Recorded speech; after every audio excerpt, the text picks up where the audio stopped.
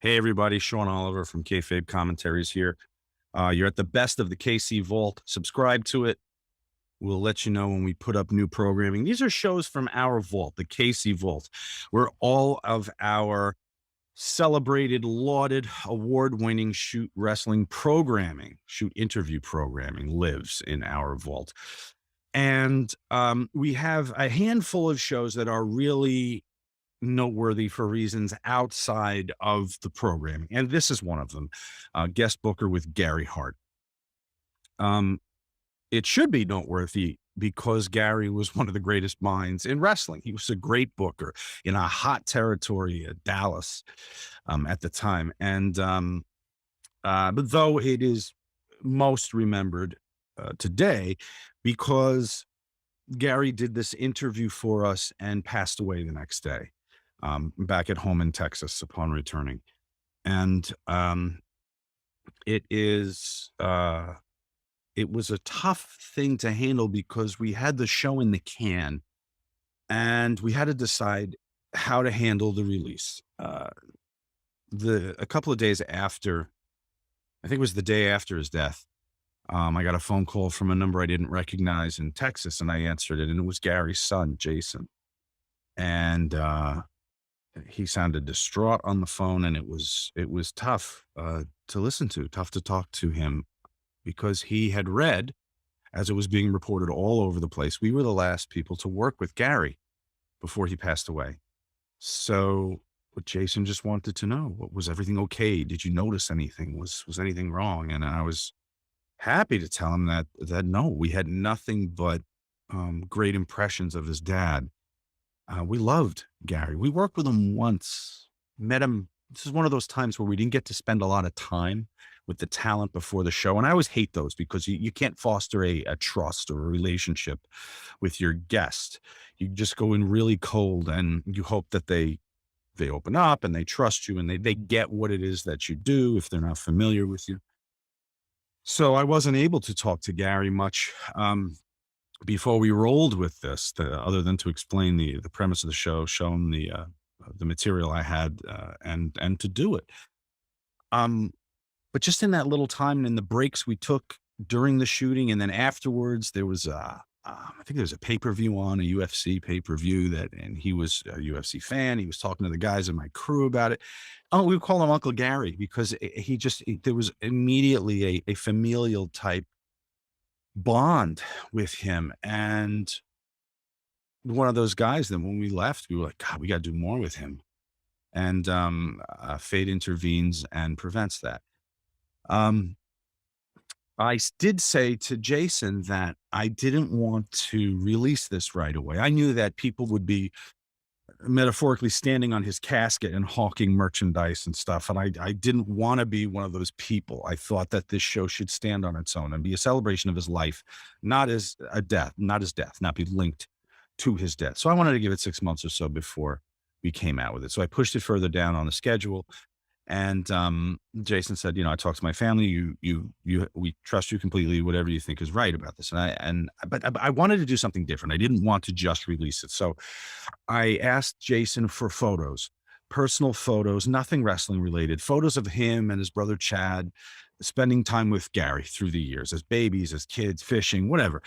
I wanted to do something with those photos. I knew that much, and he did. He sent them. And they are in the show where we run the end credits over them. And we even cut a trailer. We cut because it was in the news a lot that we were the wrestling news, that we were the last company to work with Gary. And so we couldn't ignore the fact that it was being talked about. We pushed the release down the road, but we just wanted to address in some way that, yes, it's coming when it has its time. So we cut a trailer. It is available on YouTube somewhere. If you search for Gary Hart guest book or maybe promo trailer or preview trailer or something. And to a great song called "In the Hands of Time," we just put some footage of Gary, but also more importantly, those photos of his kids that loved him so much. And it kind of gets me even today when I talk about it. I remember my oldest daughter is 16 now and a pain in the ass. She was like 3 or 4, and I was cutting the show, and I was putting the pictures in, and she walked by and looked over my shoulder, and she said, "Who's that?" And I said, "Oh, it's Gary, a man named Gary Hart, who we just worked with." And she saw the pictures on the screen that I was using for the video of him with the kids, and she said, "Who's that?" And I said, "His sons." And she said, "Wow, they must have loved Gary." It's one of those moments. I don't know why. You just never forget them. They get attached to a poignancy, and they did love Gary, and he loved them. And I was happy to do this for Gary's sons and his family, and we dedicated the show to his sons at the end, and we ran the end credits over it. So this is the most special edition of guest booker that we have, for that reason. And also, Gary was great. You're going to learn a lot if you're interested in booking, and you're going to learn how the Texas booking system worked in relation to Dallas with Houston and San Antonio also. It's an education, and it's a great show. Guest booker Gary Hart.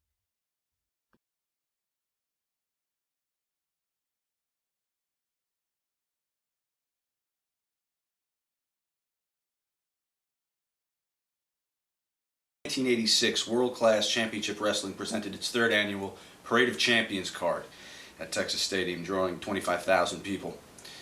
They came to watch the top stars from the boom period. Just 6 months later, the company was barely able to fill 6,000 seats for their Thanksgiving Star Wars card at Reunion Arena. What happened? A lot. 1986 saw the WCCW secession from the NWA, Kerry Von Erich's near-fatal motorcycle accident, a talent raid from the UWF, the sudden death of Gino Hernandez, and the defection of Booker Ken Mantell as the local petroleum economy goes belly up.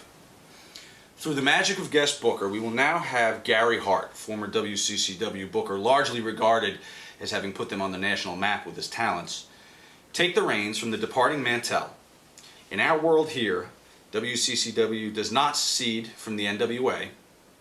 Kerry has yet to get on that motorcycle, and Gary Hart is able to convince the talent ready to leave and join Bill Watts' party not to go. So we will book from May 1986 up to and including the November 1986 Supercard.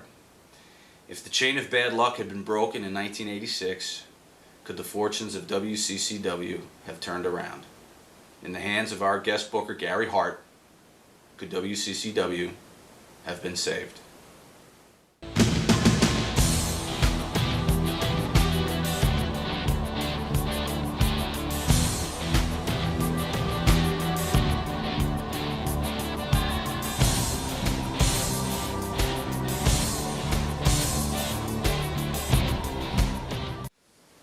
Gary, I wanted to ask you about a dead art, and that is the territory system in general, and what it meant to wrestling to have it, and what's lost now that we don't have it. In general, not specific to any one territory, but the territory system. Well, I think the one thing that the territory system offered, far more than anything you could come up with today, it was a place for young, hopeful talent, guys that were breaking through.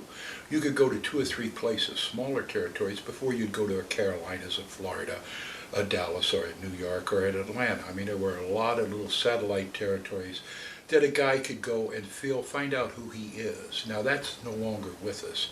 So now I think wrestling's worse off because of that. Because the talent, in my opinion, and I could be wrong, I don't think it's anywhere near the abundance of talent that we had in the 60s, 70s, and 80s. Once the corporate wrestling took over, TBS, Atlanta, WCW, and of course WWE, they just never stopped and thought, where is the next group of main event wrestlers coming from? And they're still asking themselves this question. Where is the next group of main event wrestlers coming from? Because you can't take a guy from a wrestling school or a wrestling camp or a developmental territory and really expect that guy to learn. The way you become a main event wrestler is if you're blessed with a lot of journeyman wrestlers Forget high spots, forget interviews.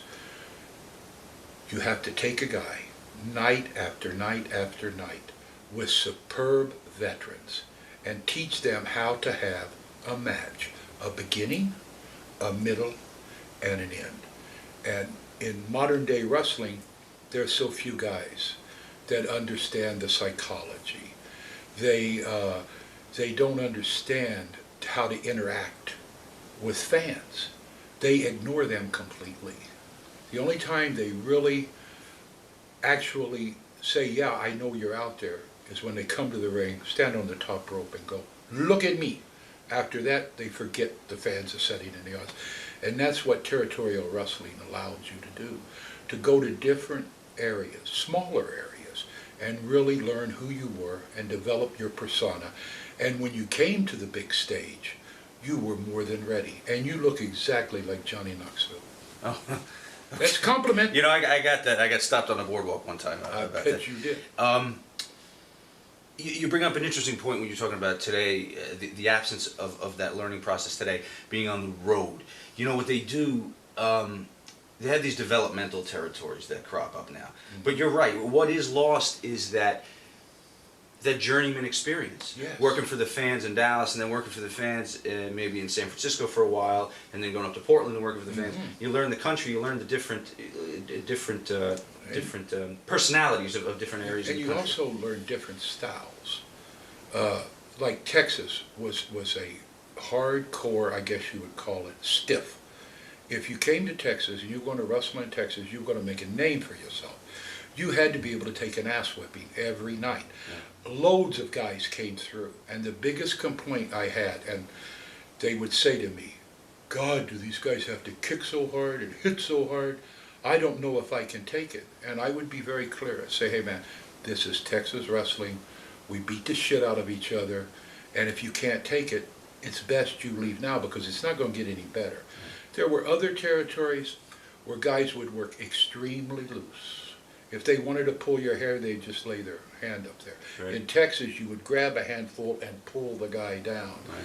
If you would kick a guy in Texas, you would lay it in. And if you could leave bootlaces, that was even better.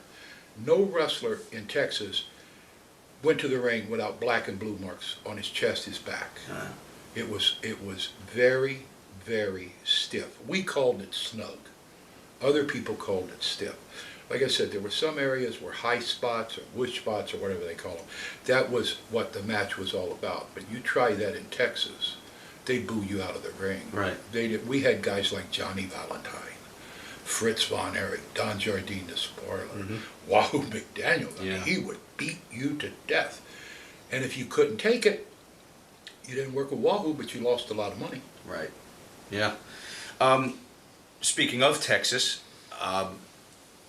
how was that territory defined boundary-wise? Because, you know, you had the Blanchard and San Antonio and stuff. So, specific to Fritz, what was the Dallas territory? There's a big misconception on that. Paul Boesch had one town. Joe Blanchard had two towns. They had no talent. The booking office controlled the talent, so therefore we controlled the promoters. We had anywhere between 16 and 18 guys in our booking office in Dallas while I was the booker. I didn't want to keep more than that because if I had 20, 22, some guys would be off. Right. And I tried to keep it anywhere between 14 and 16 guys. Now, without the Dallas booking office, Joe Blanchard, where could he get his talent? Would he fly everyone in from Bill Watts?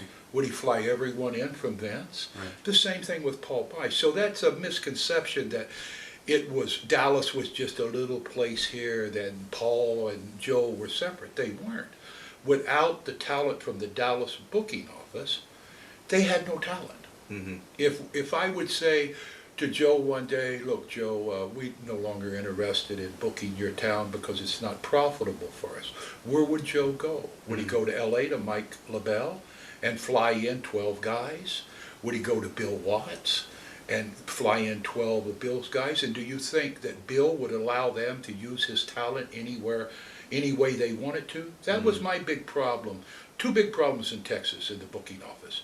Paul Boesch liked to use world's champions. He didn't care if it was AWA, WWE, or NWA. And that was constant problems for me as the matchmaker, because I was a matchmaker for the National Wrestling Alliance. And every time he'd bring in Bruno or he'd bring in Nick Bockwinkel, I would catch hell from half the alliance. Gary, you got to stop doing this. But I was under a situation where I was booking Paul's towns, and he was paying us 40% of the gross. The same thing with Joe Blanchard. So I had to allow them the freedom to bring people in occasionally. But it's a misconception that Joe had a separate territory and Paul had a separate territory. No, Paul did not have any wrestlers that he employed. Joe Blanchard had no wrestlers he employed. All the wrestlers, if you wanted to come and wrestle in Texas, you called the Dallas booking office. You talked to Danny Pletches before me and Red Bastine before me. But as of 1976 until 1982, I was the guy. If you were going to come to Texas and work for Paul or Joe, you came through me. That's interesting. If I didn't want to use you, then Paul didn't have a chance to use you.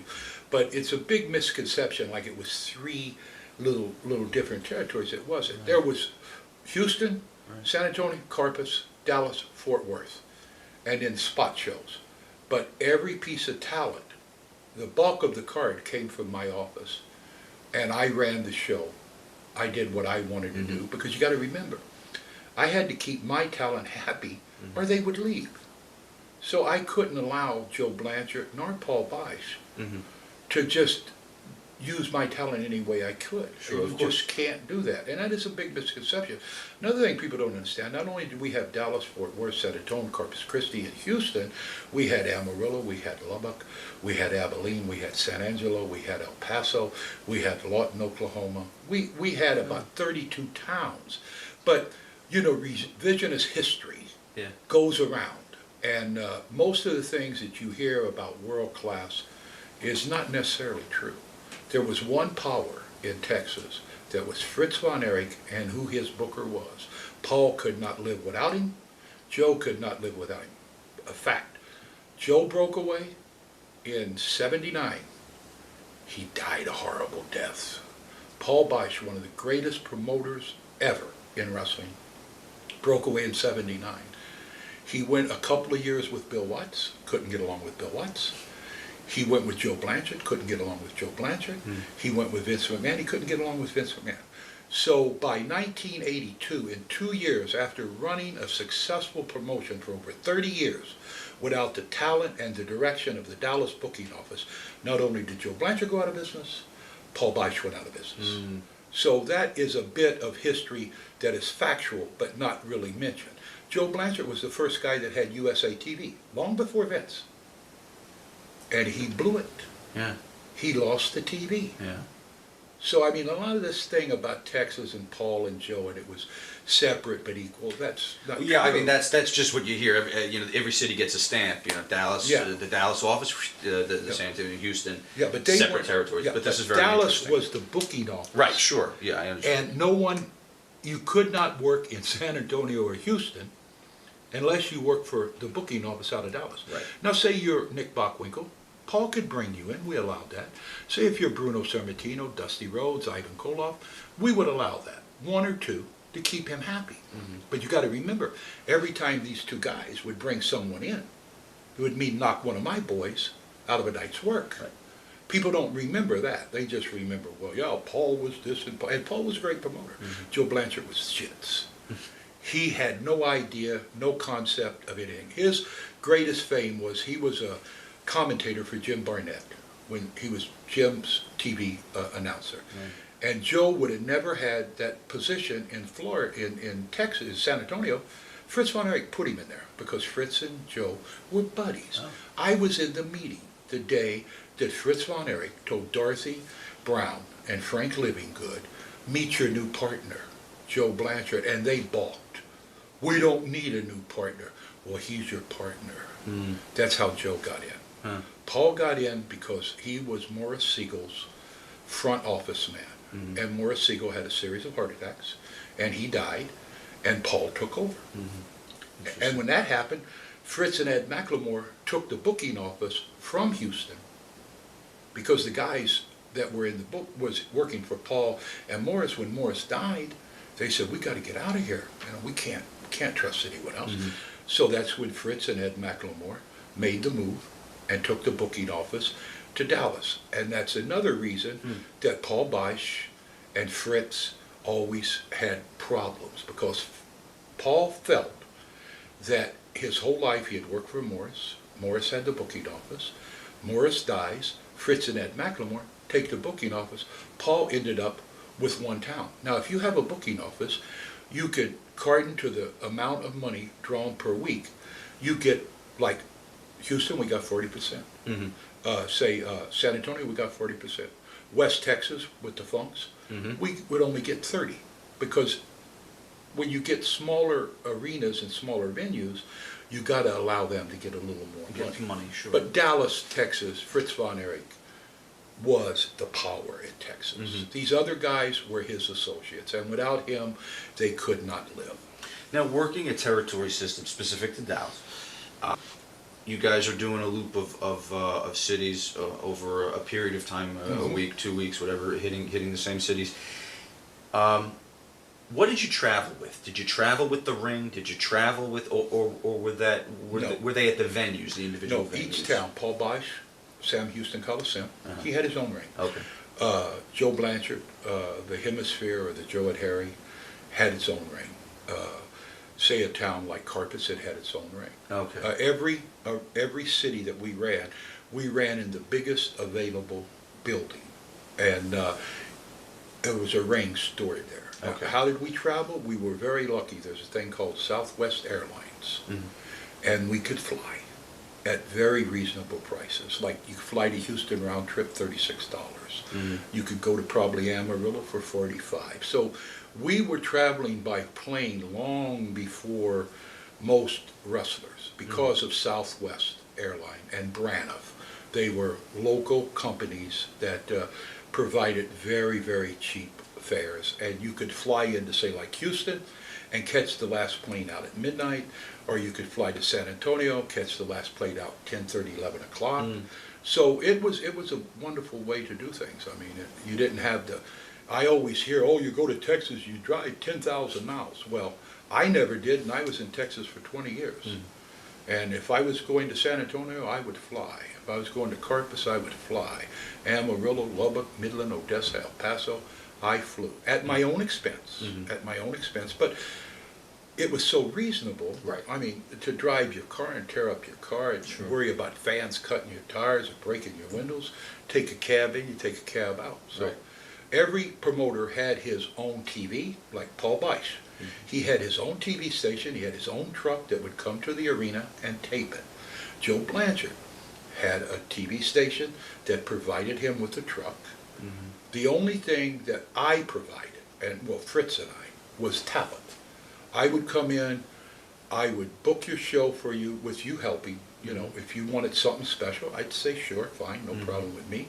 Then the night of the show, I would show up that afternoon. I would go over your TV with you, see what direction you wanted to go, and then I would run their shows for them as their matchmaker. So let's talk about TV for a minute. As a booker, how did you use TV in the territory system? One thing about the Sportatorium shows from the very early 80s in world class, you had main event caliber matches on TV. I'm a product of the Northeast, where it was squashes for the hour, and if you wanted to see anything resembling a fair fight, you had to go to the arena that night. So let's talk about that psychology for a minute. Before World Class, the syndicated show, we had a station there called KTVT Channel 11. It was a large cable system throughout the Southwest, covered Texas, Missouri, Oklahoma, Louisiana, Arkansas, parts of New Mexico. So it was always the same caliber of matches, because we taped live from the arena, from the Will Rogers Coliseum. And what I did, I was the guy that changed it from putting the whole show on TV to putting only 4 matches on TV. The same thing in Houston, Paul didn't have the large cable, but it covered the Houston area. Right. And Joe Blanchard, the same thing. Now, Joe Blanchard had an English-speaking TV and a Spanish-speaking TV. The Spanish announcer said here, and the English announcer said here. One speaking Spanish, one speaking English, and it's bleeding together, and you could not understand anything that was being said. There was no way to get an idea of what these two guys were talking about, and as hard as I tried, he wouldn't break up that situation. I said, okay, put one on this side of the stage and put the other one on this side of the stage so they don't bleed together. And he said, I like the way it is. And it was horrible. The only time Joe Blanchard ever drew big is when he would bring guys in from Telemundo. You got to understand, the Valley, San Antonio, Corpus, and the lower Rio Grande Valley, it's 80% Spanish speaking. Right. So that was what he was looking for. He forgot about the other 800,000 people that lived in and around San Antonio. Mm-hmm. But they all had their own TVs, and they had their own arenas, and they had their own rings, and their own ring announcers, their own television announcers, which Paul, of course, did Houston, and Joe did San Antonio.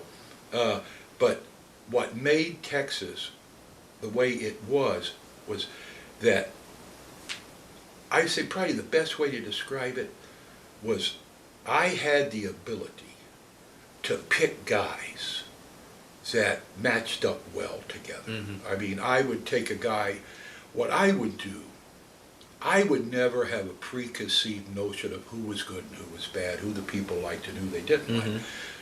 The way I did things, I would watch. And if I saw you coming down and you're at the top of the ramp and people are already recognizing you're on your way, you're someone that I wanted to push. If you got all the way down to the ring and the people still eating popcorn talking to the person next to you, I wasn't interested in that. My big problem was trying to get through to Joe Blanchard and Paul Bosch. It's not what you think, it's what the people buy. And that was my biggest struggle. Now, as far as with Fritz, I had carte blanche. He never looked over my shoulder. He never said, hey, I want this and this and this. He never said, don't bring this guy. He didn't say, get rid of this guy. He allowed me to operate. Him and Jim Barnett were probably the two best at that. But I always went with what people would react to. Where Paul and Joe, they had preconceived ideas. And they'd put a guy out there, he could stink the place out. Well, we'll try it again next week. And it still stunk. We'll try it again next week. It still stink. And just to prove themselves right, Paul would book a really hot semifinal that should be the main event. But he would put the guy that wasn't over in the main event. In the main event, so it'd make it look like this guy is drawing, when the rest of us knew he didn't mean nothing. Wow. That's how you structure shows. And that was the way I differed from them, I believe. I never went out with an idea and say, oh, this guy's going to draw me a lot of money. I let the people choose who I was going to push and how far I was going to push them. And territories, you could do things like that. I mean, it was different because each territory, say the Carolinas, that was a big mega territory. You had 80, 90 guys there. You had Atlanta, it must have 40, 50 guys there. Florida, more like 16 or 20. And Dallas, like I said, when I was booking, I always liked to keep between 14 and 16. So I think my success was I paid attention to who the people liked. And I never tried to push something down the people's throat to say, I'll get this over no matter what. Right. Now, the NWA champ, dealing with the NWA title holder and bringing him into your territory, how did that work? Tell me how it worked. Okay, the National Wrestling Alliance champion, he represented every National Wrestling Alliance office, and there was probably 16, maybe 17, from, say, L.A., Mike LaBelle up in Oregon, Don Owens, Then like Vince McMahon, he was a member, but he never used the champion.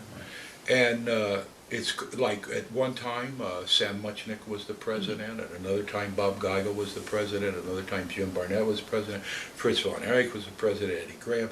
And what would happen, they were responsible to book the champion. Whoever was the president of the National Wrestling Alliance, he booked the champion.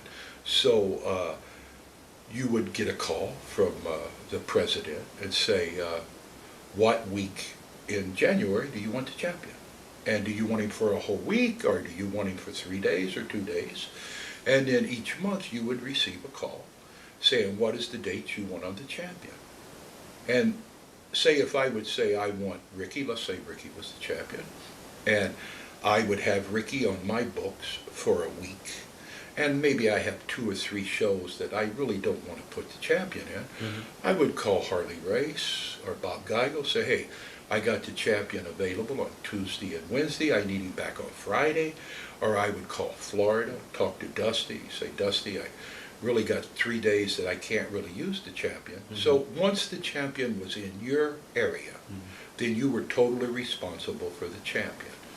The president would give you a week, and you could use all the days, or if you didn't have enough good towns, you don't want to put the world's champion in a spot show. I mean, so then you would have the ability to call other offices in your area and say, hey, do you want the champion on these 2 days? Loan them out, yeah. And then if it was a situation where the champion, they couldn't use the champion, then I would go to the champion and say, do you want to work these 3 shows, or do you want to take 3 days off? And usually they would always say, give me 3 days off. Because, you know, they would be on tour forever, and anytime you can give a champion 3-4 days off, using 3 days and giving the other 4 off, that he would become more cooperative with you and doing the things you wanted him to do. And then as far as how the champion was used, you always had to remember he was the champion. And if you did anything without making him look good, you're defeating your own purpose. But would you have to run it by the president or the commissioner? No, you would deal with the champion the same way you would with your top heel or your top babyface. You call them in and say, look, this is what I have in mind. Does it fit, you know? Or do you have something that you'd feel more comfortable with? I always wanted the guys that were actually in the match, I wanted their input. Because when you get their input, they're invested into the finish and the program. If you just tell them, look, I want this, this, this, and this, then, you know, it's what I want. But if I get you involved in the program, get your ideas, which direction I'm going, then you're invested in it too. So you're going to work a little harder to make this thing work. Right. But as far if I wanted to tell the champion, hey, you got to lose tonight, I could get him disqualified, I could get him counted out, but I couldn't take the belt from him. I had a lot of finishes that it would look like the champion lost, but something would happen on the way to the finish that the champion would get disqualified for. And the one finish where you throw the guy over the top rope, suplex him back in, everybody said that's a Dusty finish. That was my finish. I started that with Harley Race and Andre the Giant in Houston, Texas, because we couldn't figure out a way to, how's the Harley going to beat the Giant? So I said, well, why don't we have Harley dump the Giant over the top rope and the referee get knocked down and let him pull Harley out of the ring, and when the Giant rolls back in, he suplexes him inside, outside, 1, 2, 3. Everybody thinks the Giant's the winner. Another referee comes down and says, no, no, no. So things like that you could do. What was the money arrangement with the NWA when you wanted to use the champ? 13% off the top. To the NWA? 10% to the champion, 3% to the president. Ah, interesting. President got 3% for booking the champion. The champion got 10. That's a desirable position. Oh, yes, it's very president. Well, Muchnick was president for like 40 years, wasn't he? Yes, he was. But Jim Barnett had it quite a while. Bob Geigel, Eddie Graham, Fritz. Now, if the NWA champion was someone from your promotion, did you, in essence, control the champion in any way? Like when Kerry had the belt for the short time that he did. Well, What was Fritz's booking power versus the president of the NWA at the time, who I don't know who it was off? well, at that time, I believe Jim Barnett was the president. Okay. Either Barnett or Guy. I believe it was Barnett. You could say if Kerry was the champion and he was working out of the Dallas office, Yeah. the power of what Kerry was going to do and where he was going to go was with the president of the alliance. Ah, okay. I mean, just because he was in the area, he was one of our world-class guys. Right. Once he became the champion, he was no longer on our roster. Oh, interesting. Okay. Yeah, he would be off our roster because the champion had to go everywhere. Mhm. And my thing always was, too much of a champion all the time, it makes it meaningless. Mhm. If you can bring him through twice, maybe 3 times a month, select cities, it's still fresh and it's new. But if he's there every week, it's like the champions in New York. Mhm. I mean, they got a world's champion, a world's champion, a world's champion. One is the WCW champion, one is the WWE. Oh, now you mean? Yeah, yeah. I mean, so you don't know. I mean, it's a meaningless belt. Mhm. It's like, oh, he's the champion. When? Last week? Yeah. Yeah, that's the other thing too, the Yeah. duration that they hold. And the thing was, what made the world's champion such a commodity, in some areas, you only saw him twice a year. Mhm. Say, if you were in Portland, or say, a place like, say, Tennessee, or Alabama, or say, a place like LA, or Portland, you might only get the champion twice a year. Because there's no way our champion, the hotbed was in Central America, you know, in the middle of America. Mhm. Dallas booking office, Florida booking office, Carolina booking office, Florida booking office. You know, that was a nice little group, and Mhm. a guy could, you know, without flying 9 hours to get somewhere. But once you were the champion, you went under the control of the president. And it was a rigorous schedule. Yeah. Man, Yeah. I mean, it was horrendous. That's why I say a lot of times when I had the champion for a week and I couldn't really use him to the best of his ability and to make as much money as he would want to make, I didn't want to put a champion like a Harley Race or a Terry Funk or a Ricky Flair. I didn't want to put him in a town that I could only pay him $150. You know, I wanted to have good relations with him for the times that I wanted to do something that maybe the president of the alliance wouldn't like. I would say to him, they're never going to know. Right. We're in Texas. It's not on TV. Who's going to know? And because I had the ability to give them days off when they were with me, you know, I mean, it made it easier for me to manipulate the champion. Rather, like, say, for instance, if I brought the champion in every week, say, the whole week, put him in little spot shows 4 times out of the week, maybe in 4 dates he made $500. He ain't gonna like me. Right, sure. But if I tell him, you got Houston, Dallas, and Fort Worth. Houston Friday, Dallas, Fort Worth on Monday, Dallas on Tuesday, and I'll put you in the spot show on Saturday, you can go home on Saturday. Right. And then I'll bring you back. So then it gave me more leverage with the champion. They'd remember that phase. Yeah, and they repay it someday. Yes, uh-huh.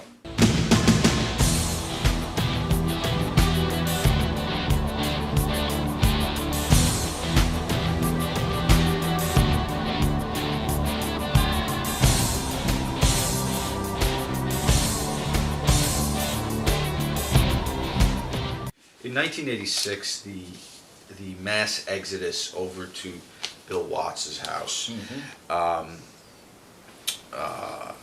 as well as Ken Mantell's departure. Do you know the story behind Mantell's departure? Oh, yeah. Okay. Sure do. Yeah, him and Bill Watts were in bed together. A lot of people don't know this, but here's the straight story on it, okay? Bill Watts had Mid-South, and then he changed it to USWA. And he moved his headquarters from Bixby, Oklahoma to Dallas, Texas. He was in town 6 months before Fritz and I knew he was there. His idea was to get Ken Mantell and the group of guys that went with Ken, tried to put Fritz out of business so Bill could take over Texas and Oklahoma because he was looking to sell to Jimmy Crockett.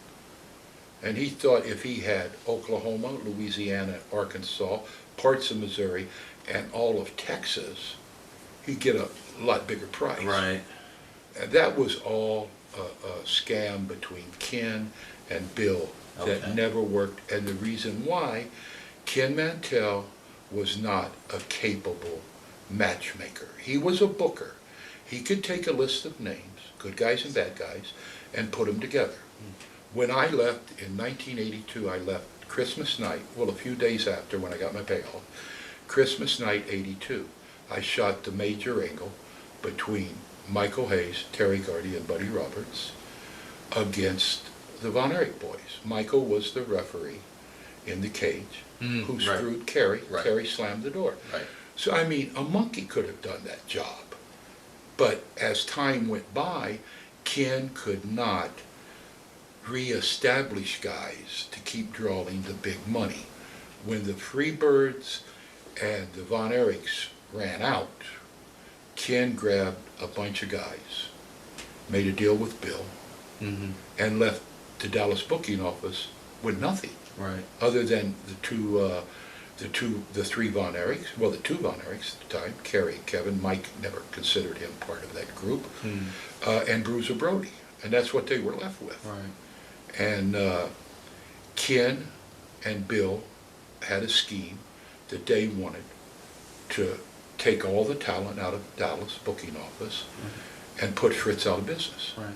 Why did they all follow him over and Okay. not have an allegiance to Fritz? I mean, it was the list was about 8 or 10. Yeah. John Tatum, Missy Hyatt, Chris Adams. Chris Adams. Yeah. Well, Michael Hayes. Here's the thing. You have to understand, loyalty is given to people that have made you a lot of money. Okay? When I left in 82, after the big angle, Michael, Terry, and Buddy, and Jimmy Garvin, and Chris Adams all made a lot of money with Ken because Ken was in the booking chair. But once that all ran out, that Chris and Jimmy Garvin was over, the Von Erichs and the Freebirds were over, Ken didn't have the ability to recreate and restructure. So his idea was, I'll go with Bill, take all this to Oklahoma, Louisiana and Arkansas, it'll be brand new. Start again. Because the great thing was, remember I told you early on, Fort Worth had KTVT, a huge cable outlet that covered Oklahoma, Arkansas, Louisiana, parts of Mississippi. So they had been watching the Freebirds and the Von Erichs. They had been watching Chris Adams and Jimmy Garvin for a year and a half. And when they went into Oklahoma, it was fresh and brand new. Right.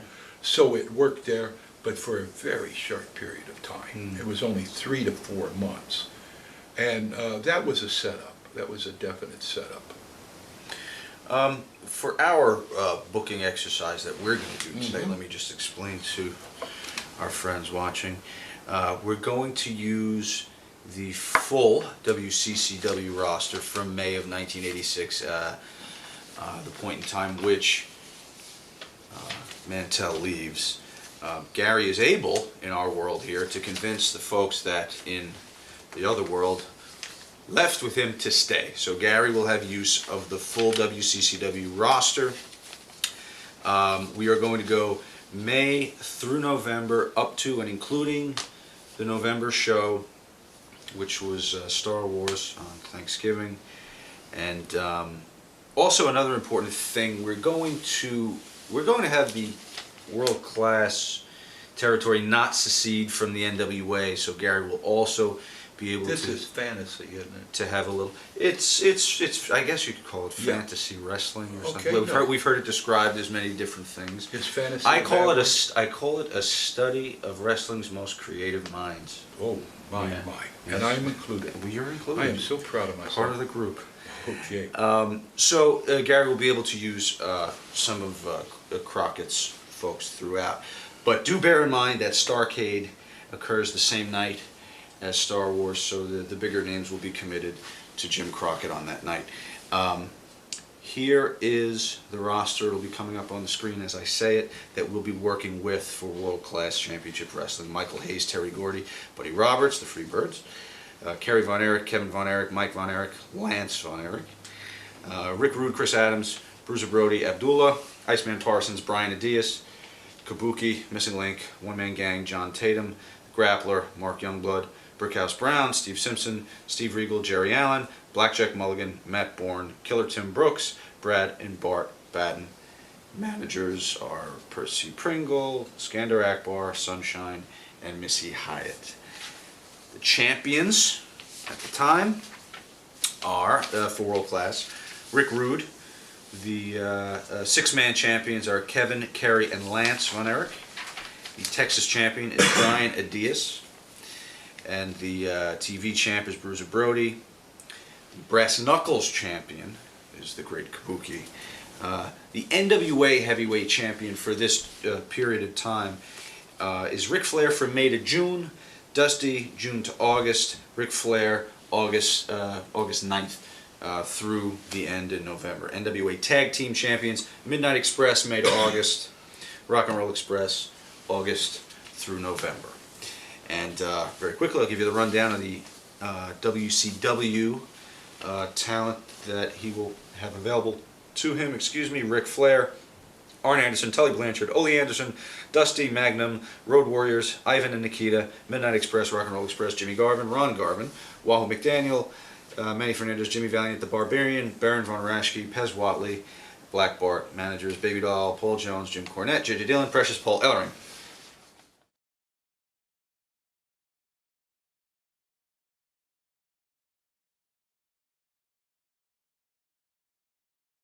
Which was what? That ECW, because it made it look like any guy off the street could be a wrestler.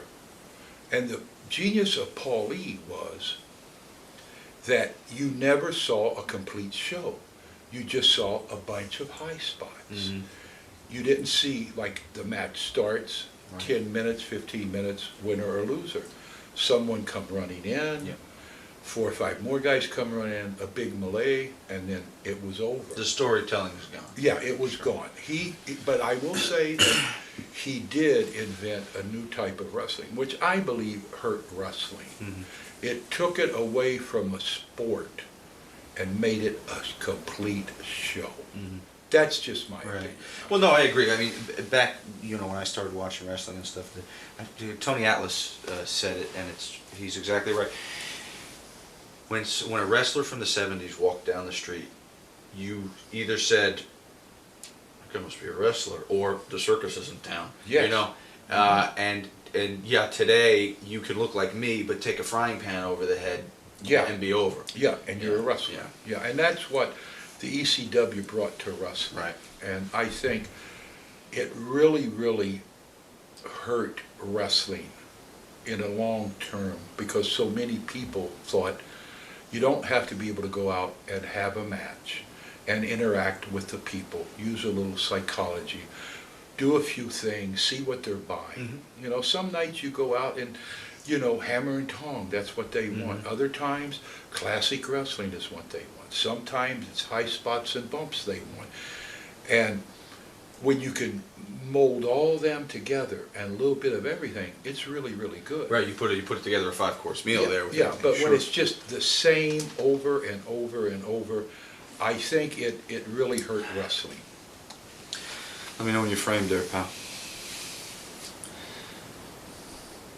Like, if you try to watch one of Vince's shows now, it's pretty hard to watch a full 2 hours. It's hard to watch 2 minutes for me. Thank you. Right now, everything is the same. There's no.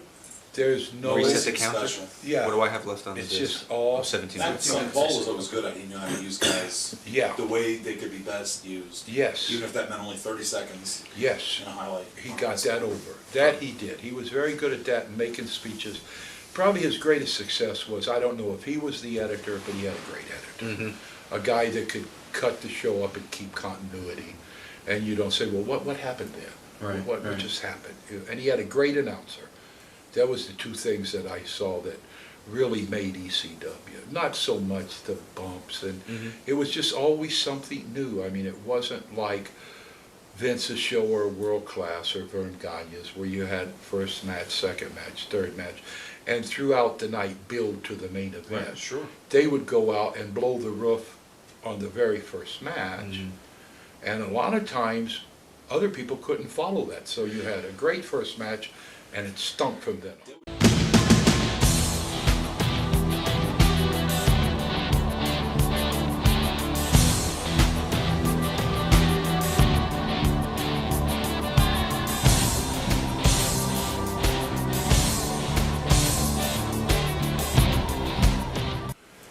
Two things really pop out right away. Michael Hayes, Terry Gardy, and Buddy Roberts. I would put Paul Ellering and the Freebirds for the winner of that match to get a shot at the Von Erich's six-man title. So take the Freebirds. Freebirds Mm-hmm. against the Road Warriors. Road Warriors, Paul okay. Ellering. The winner to get a shot at the six-man that was with Kevin, Terry, and Lance. Right. Okay, so how would we start it in May?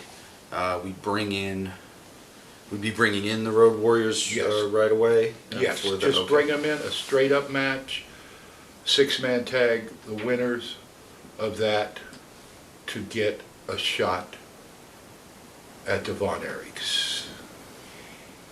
And would it remain just the one match, or is this an angle that would take a month to develop, or 2 months? Well, I'm just talking about the Road Warriors and the Freebirds. No, I really like to have the impact of just bringing you got to remember, TBS was in the Texas area at that time. And the hottest thing on TBS, in my mind, was the Road Warriors. They were extremely, extremely hot. The Birds had been in Texas probably 6 months by that time and had really worked with the Von Erichs a lot. So the first thing I would do is try to go a different way. Keep the Von Erichs importance of them being the champion and bringing in the Warriors against the Freebirds to really establish the Warriors. And I would put the Warriors over Buddy Roberts so they would get a shot at the six-man tag title. Okay. The other thing that I would throw in there would be Bruiser Brody and Blackjack Mulligan. Because you have two big, rugged, hard-hitting guys. I know a lot of people would say Bruiser and Butchie or Bruiser and Kabuki, but that was old. It had been used. So I would go with Blackjack Mulligan against Bruiser Brody. Let's see, is there a title involved there? Well, there could be. Yes, If Bruiser Brody was the WCCW TV champion. Okay. And let's make it for the TV title. Okay, so that's where we'd start with. That's what we'd start with. Yes, in May, then. that would be what The we're track. going to carry through to November for the Thanksgiving show. And hopefully that by the time we got there would be enough interest in both of these matches. So this is all right. So this would be the end result, not necessarily the starting point. No, this is the starting point. Oh, okay, this is the starting point. Okay, Yeah. gotcha. Okay? So, and I would in some way, I would talk Bruiser into losing, which he would do for me. We'll lose the strap to Mulligan To Mulligan. in yes. May. Yes. Okay. Okay. So we've got the Warriors who have earned a shot now, Mhm. and also Mulligan who's got the title. Yes. Okay. So where do we go from there? Do you want to have the undercard there, or is that just? No, just to kind of develop that Okay, angle you through. want, okay. The following week, the Birds, I would have the Birds back in a six-man, and I would have them, this mat there, let me see.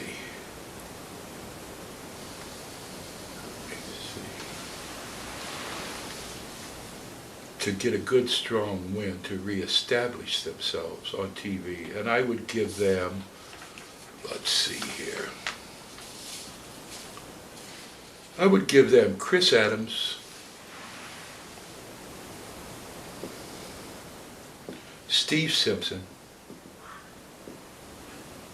and Steven Regal. And they would go over. Yes, the Birds would get a Birds good would- strong win and talk about how they chased the Warriors out of town, that the Warriors had enough. Even though the Warriors are going to get a title shot with the Von Erich boys. Okay. Okay? So we would have the Freebirds the second week of May against Chris,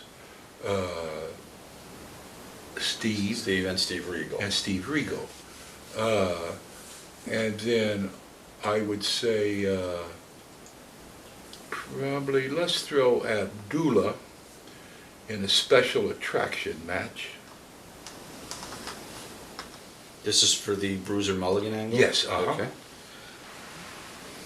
So Abby would be here. Mm-hmm.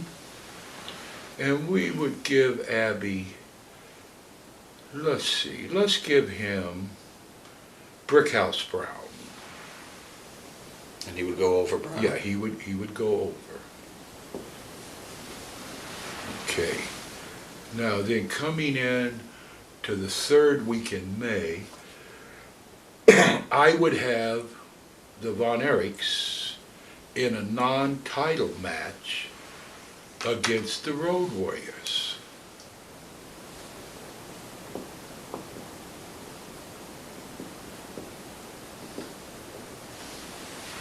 Non-title, right? Yeah, non-title. And I would have Paul Ellering to drop the fall in that one.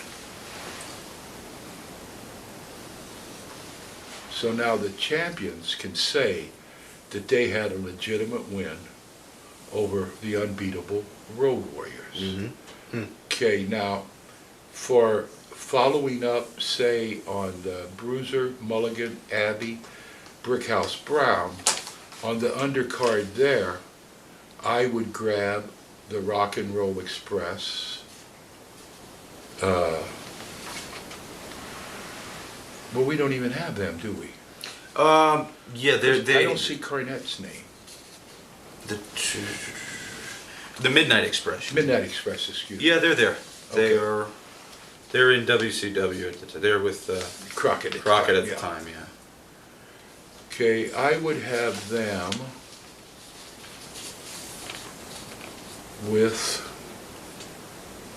they need a good win.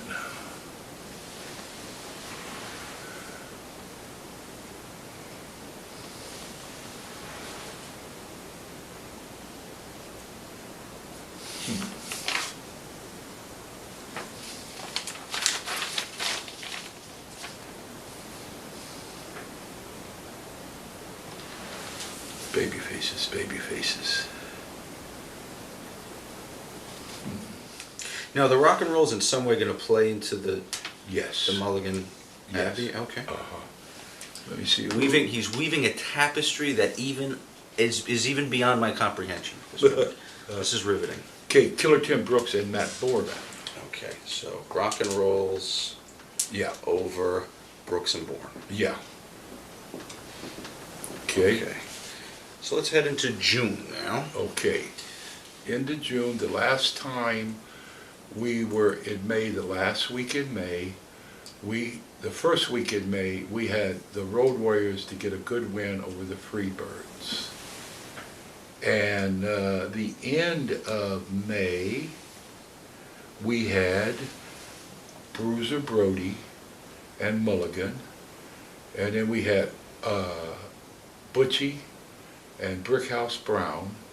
And we had the Rock and Roll Express against Brooks and Boren. Okay, so now we want to go to the second week where we had the Freebirds against Adams and Simpson. Mm-hmm. Okay, now we're going to put the Freebirds up on top there, a 6-man, because that's where they drew most of their money, in a 6-man. And we're going to have them, the Von Erichs got a win over, got a win over the Warriors by beating Paul Ellery. Okay, Right. so this time around, we are going to put the Freebirds without Buddy Roberts. We're going to Black Jack Mulligan up there to be the third member of the team. And at the same time, we're going to use Bruiser Brody with the Von Erichs. We'd have Kevin and Kerry and Bruiser. Hmm. So we can continue the Bruiser and Black Jack. Okay. Because we know what we're going to at the end. So it would be Kevin and Kevin, Kerry, and Brody. and Brody. Yeah, and in this, it would get out of hand, and Black Jack and Bruiser would get counted out, fighting to the back of the building. Okay? Now to enhance our, let me see that here. Mm-hmm. To enhance,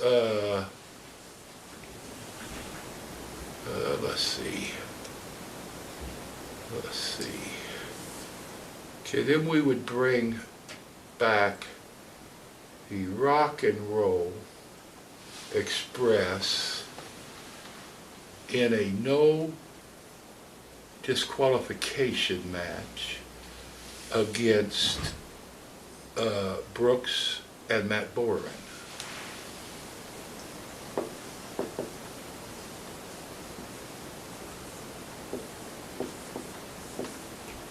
No DQ. Yeah, no DQ. Now, we would like to take from the third week in May, we had the Brody Mulligan blow up. We had Abdullah and Brickhouse Brown, where Abby got a good squash. Then we're going to bring Abby back the second week of June. Mm-hmm. And we're going to have Abdullah against the one-man gang. Anything goes. Okay. So I didn't ask you who goes over in the rock and roll. The Rock and Roll. We have to establish them. Okay? And Abby and gang. Yeah, Abby and gang. And Abby would go over in that one. And then we would reintroduce the Great Kabuki. Okay? And the Great Kabuki would work with Chris Adams. Because they both had the super tight kick, and the match has to be won with the super kick or the thrust kick. It's the only way you could win the match. Okay? Now that's what week? Is that We're at that would get us through toward the end of June, I think. okay? Yeah. Okay. And then do we want one more match on that card for June? We can get one more in there. Okay. Let's give it something to. We'll have Buddy Roberts against Iceman King Parsons. And if Iceman wins, he gets to shave Buddy's head, which they actually did. And it got over really, really good. Hair match. Yeah. Okay. Now we want to go to July, right? Mm-hmm. Okay. In July, could you lean back just Sure, a I'm sorry. second? Yeah, Stay- yeah. Okay. Warriors.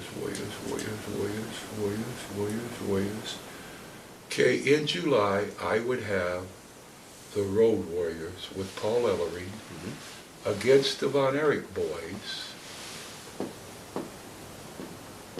for the six-man tag team titles. And on that time, I would have the Warriors to beat the Von Erich boys to take the six For the belt. Okay. for the belt. And we would come back with Bruiser Brody and Black Jack Mulligan for the brass knuck title. Now, if you remember, we had Brody to do the job. The TV. Yes, Right. Okay, so Mulligan's got the TV. yes, Mulligan's got it. And we'll bring back a return with Bruiser Brody. And once again, they're just gonna fight all over the building. Okay. And it's no contest. Gotcha. Okay, now what week are we now in July? Second or third week, somewhere in the middle. Second there. or third, okay. Yeah, you don't have to keep it exact. Okay. You could just Okay. say these guys will fight throughout July. or Yeah, whatever.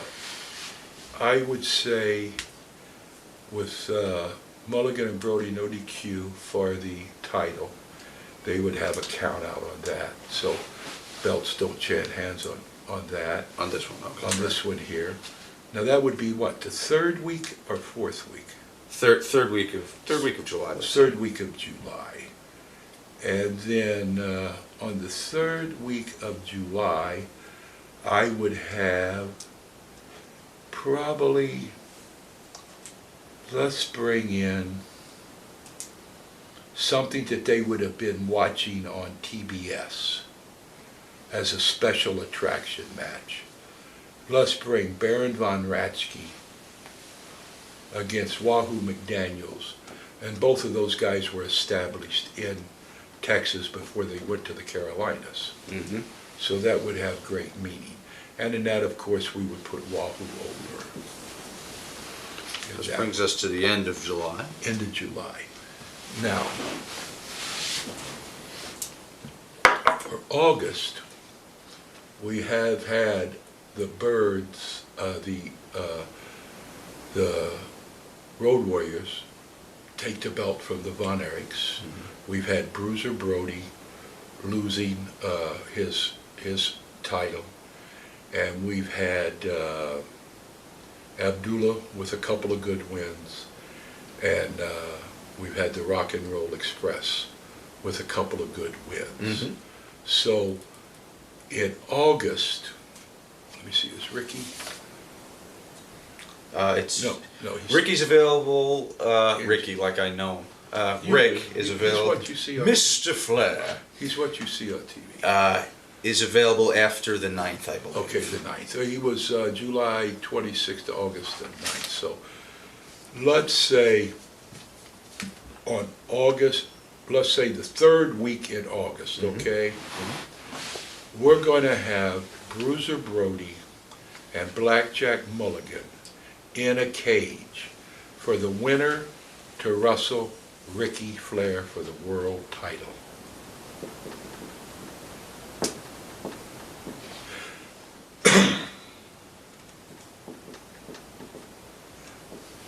In a cage. In a cage, yeah. And we'll put Brody over so he comes back the last week in August.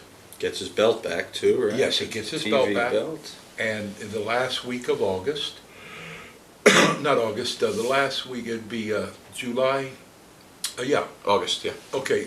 We're in August now, right? Yeah, because we can use Flair now, because it's Okay. the 9th he's got. Okay, so that would be Mulligan and Brody, the winner to get Flair in a cage.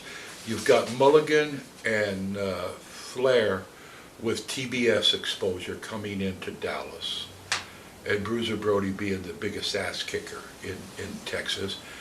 And I would have, on that night, if I had any luck at all, I'd have Dusty against Abdullah the Butcher. So we'd have And we Bruiser, would put Flair. that in a cage too. Bruiser and Flair for the title. Mm-hmm. Then you'd put Dusty. Dusty and who? And Abdullah Abby in the cage. on the same night where we have Bruiser. Bruiser. No, wait a minute. We want Bruiser and Flair down where you've got Abby. Bring Abby up to where you have. So Abby and Dusty would be up Yeah, here? because it would be a double cage. That always worked well in Texas. Okay, I see. Okay. And we're considering that there are issues between these guys, right? Dusty and Abby? Or? Yes, because of TBS. Right, because you're bringing the angle in Yeah, from. Okay, bring right, the exactly. angle in from TBS, okay? Now we'll go to what, September? Well, give me the finishes for those two. Oh, okay, on the cage match with Brody and Mulligan, Mulligan would do the favors and put No, for the I'm sorry, for the Flair Bruiser, because Well, Bruiser. we know that Flair's going over. Right, Flair's going. We know Flair's going over. And then Dusty Abbey. At Dusty Abbey, we got to get whoever gets out of the cage first. Let's use that. It's an easier way to get somebody over. And we could not beat the Dream because it's the first time we brought him. Okay. So we would have him to get out of the cage first. Okay. Okay. Would we do anything to develop the Road Warrior Von Erich angle? Well, In the front part of August. I think by having the Birds against the Warriors, the winner to get a shot at the six-man title. Mm-hmm. Okay. When they beat the Birds, that's going to put emphasis on the Warriors. Mm-hmm. And the Warriors and the Von Erichs is a first time ever, never before seen match. That's true. So all you got to really do is on your interviews, you talk about what a match this is. Right. Never in the history has the Road Warriors ever wrestled, not only for the six-man tag, but they've never wrestled the Von Erich guys. So that match sort of stands alone. Right. Just anticipation, what these wild and rugged Road Warriors would do to the Von Erichs. And we've in the first week of July we put the strap on the Warriors and Paul Ellering after Yes. the win over the Von Erich. So there's no return matches for that. Oh, there's in going August? to be. Okay. But between these times, we're just talking about the match. A lot of times, I used to do things where I would say have Harley Race against Kevin Von Erich in a non-title match. If Harley Race won, the match would take place in St. Louis. If Kevin won, it would take place in Dallas. So you could get two for the price of one. Yeah. You're telling the people this match is so important. Not only is St. Louis bidding for it, San Francisco, everyone wants it, but the winner of this match will wrestle for the title in his home area. Gotcha. And it puts more emphasis. A lot of times, little subtle things will catch a person's imagination a lot quicker than you harping on it. Just the fact that if the Warriors would win, it would be in Atlanta.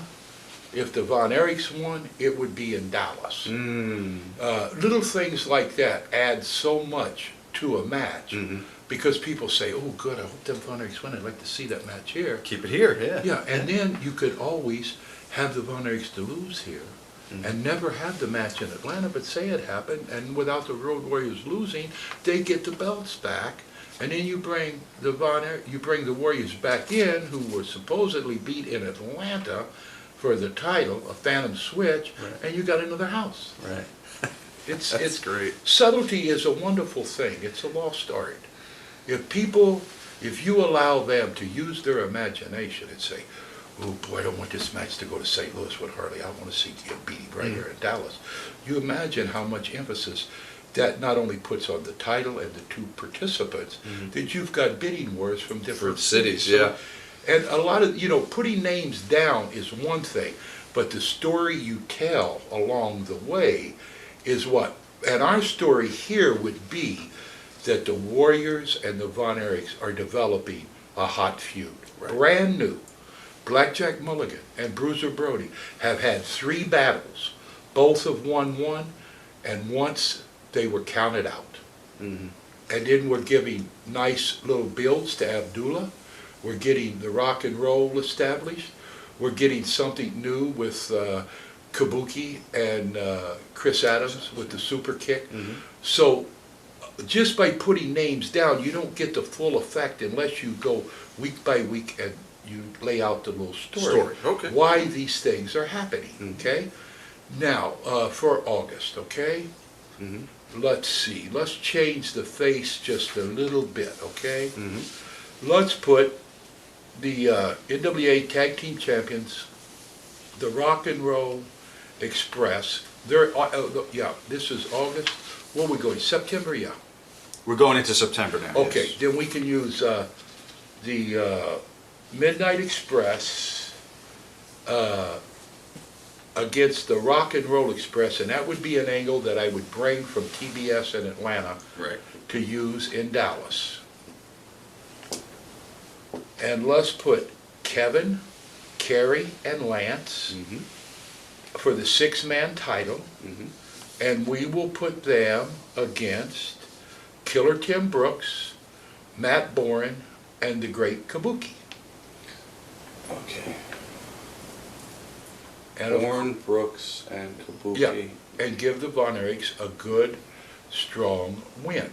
So now that match was to determine who gets a shot at the Warriors and Paul Ellering six-man No, title? that's just to give the Von Erich boys a good, strong win, because we have not been giving them. Okay, I see.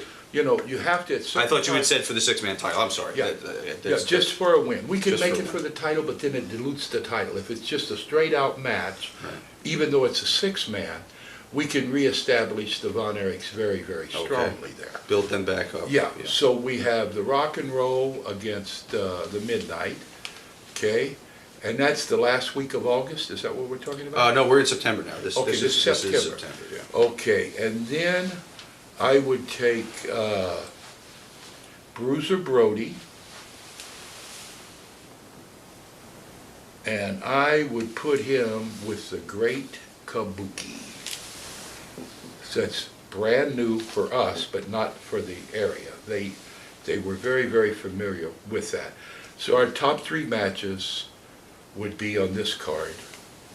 You've got Von Erich's going over Bourne and Brooks and Kabuki Yeah, in the first week. Rock and Roll and Midnight Express. Then the second week you're working Brody against Kabuki. yes. Okay. So and now, let me ask you, the Rock and Rolls would, let me see, who was the champ at this point? They in were. time? They They were, okay, so they would retain their title? Yes, they would keep their belt. And you also have to understand that the Rock and Roll Express came into Dallas for a short time when they left Atlanta, and they really got over big time. Mhm. But everyone thought they were too small.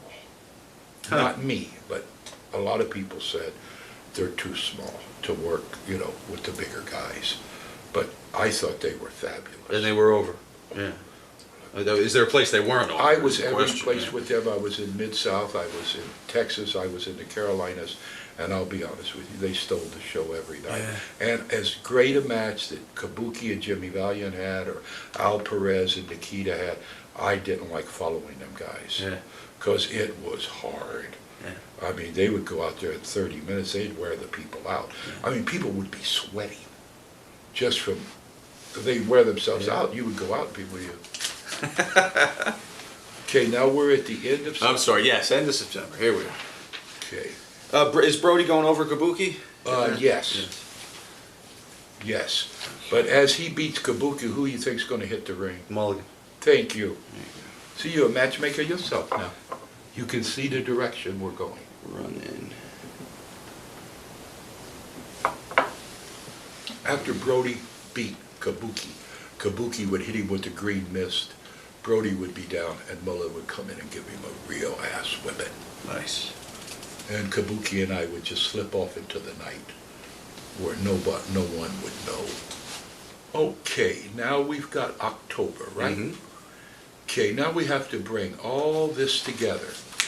So,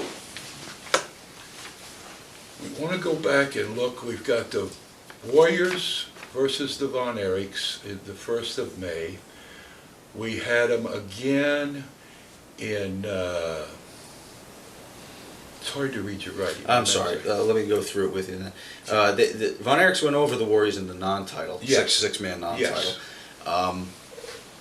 But then lost in July, Mhm. lost the title to the Warriors and Paul Ellering, Yes. who have had the six-man so far throughout. Yes. We built the Von Erichs back up a little bit with big TV win in September. So that's kind of where we stand. Von Erichs have been elevated Okay. again, and Warriors and Paul So- Ellering have the six-man titles. Now we're into the second week of September. Am I right? Right, if you want to take that angle, yeah. Okay. It doesn't have to be the second week. You can just use Okay. vignettes on TV. I mean, Yeah, we can move to okay. the third or fourth Well, then, week. would we move on to October then? Okay, let's do that. Okay.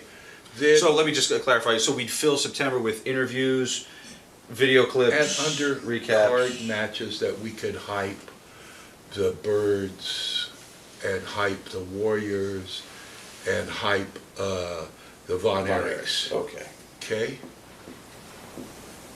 cool. Moving to October now. Yes. Now we got 8 weeks to Thanksgiving, right? Yeah. Okay. Now, we would come on the first week in October. We would come, let me see what we got down below, anything that has to be enhanced or to give someone a little boost. Let's take Chris Adams and give him a shot at Ricky Flair for the world title. That would always get you a house. Mm-hmm. And that night, we would have Lance and Kerry for the vacant WCCW American Tag Team Champions. Mm-hmm. And they would go against Matt Boren and Killer Brooks for a good win. And They'd be our new yeah, America's Tag yeah, Champs. and then we would have Brody against the Kabuki in immediate return, and Bruiser Brody would be wearing goggles so the green mist couldn't hit him. Excellent. And we would have Brody on his interviews. He would buy a ticket, a ringside ticket for Blackjack Mulligan and leave it at the box office. So Mulligan would be at ringside. And that night when he would beat Kabuki again, probably on a count out. Okay. And when Kabuki tried to blow Brody green, the glasses are there. And Mulligan attacks because the glasses are covered. But as soon as Brody wipes the glasses off, he pounds the shit out of Mulligan, and Mulligan hightails it out of there. And that should get us a house, just those matches. Okay, Flair and Adams, right? Flair and Adams, Lance and Kerry take the titles. Mhm. We've advanced the Kabuki Brody angle. How about the 6-man? What are we looking at with those? Okay. guys? Now we're going, what week are we on? We're still going to work October. We're going to work October with the 6-man angle now. What will we do in Okay. October with the 6-man? Well, for that, we need to bring the Warriors in for one more good smash win before they get to Thanksgiving. So what week are we in October now? Let's take it from the beginning. First week. Okay, first week. Well, I think that's enough for that week. Oh, well, I was just separating it. Like, we Oh. would develop this through October as undercard angles, and now how would we develop the 6-man for the Well, first that wouldn't necessarily be undercard with Flair and Adams. Oh, you're right. That's- I just meant. I see what, yeah. Other than the 6-man angle. Okay, let's say we go to the second week then, huh? Okay. Sure. Of that. Sure. And the second week of October, we need to bring, second or third, November the 24th, is that, so we're 6 weeks away or 5 Mhm. weeks away? Mm-hmm. 5 weeks away. I would say we bring the Warriors back in Okay. for a good, strong win. Defending their 6-man titles. Yes, yes. And let's put them with Terry Gardy, Michael Hayes, and Buddy Roberts, the ex-champions. And once again, we get the Warriors over. Okay. And then on that card, let's say we have, let's have Steve Simpson and Steve Regal against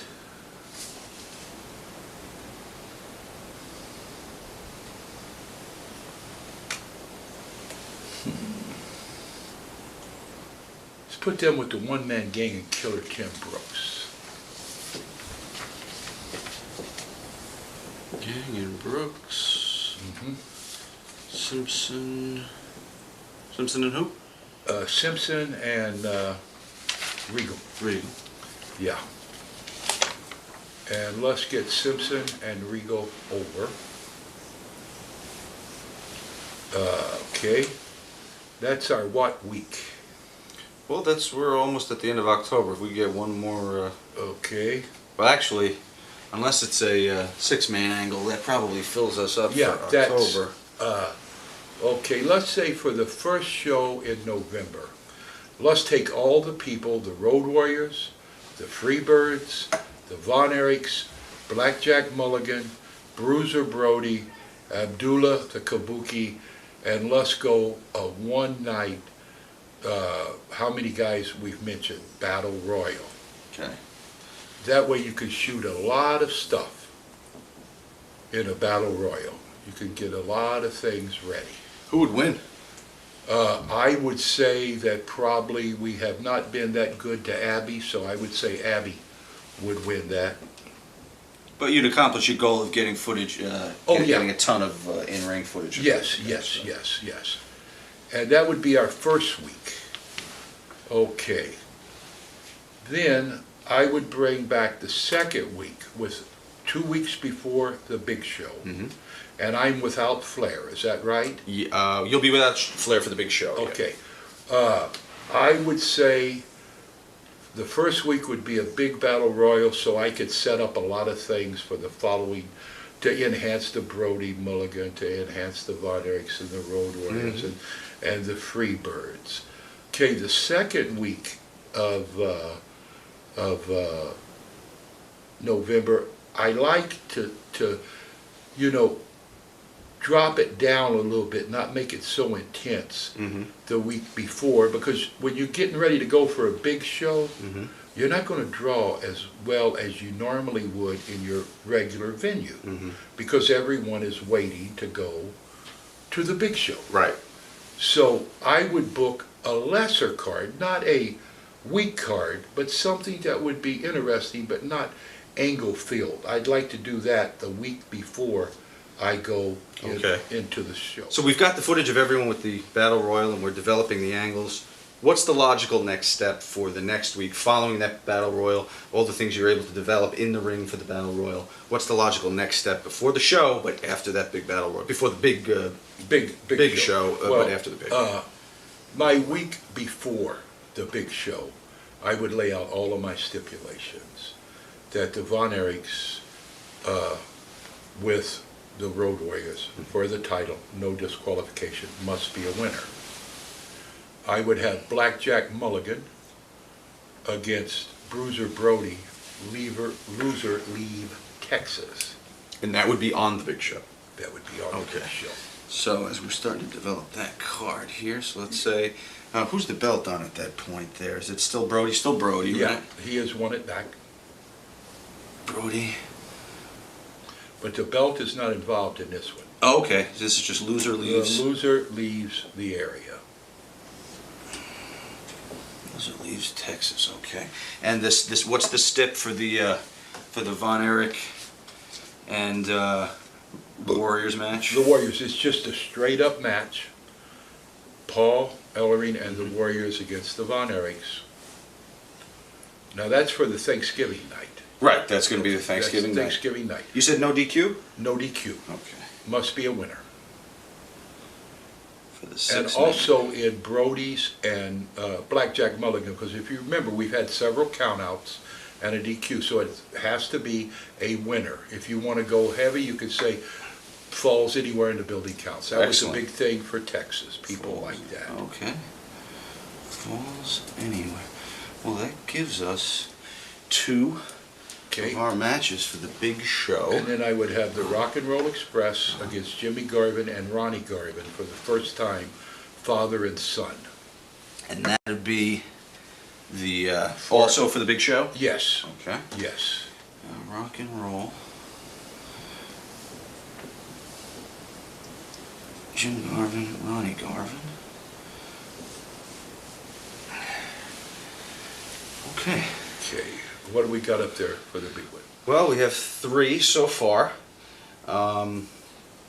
Now, without addressing any of the other titles yet, like the Texas Heavyweight or anything like that, are there any of the non-title angles that we started that are going to end up on that big show also, or should we now advance to our next title? I was never one.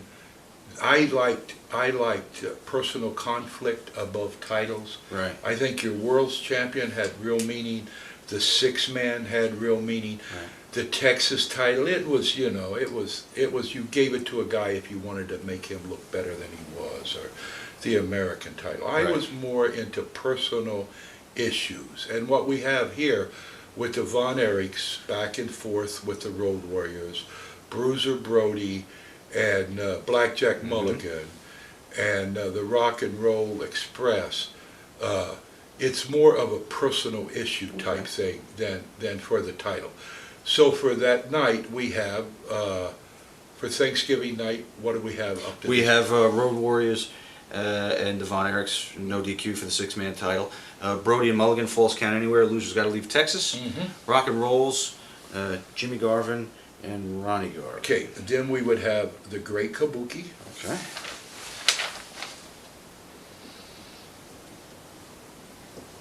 The Brass Knucks champ against Wahoo McDaniels.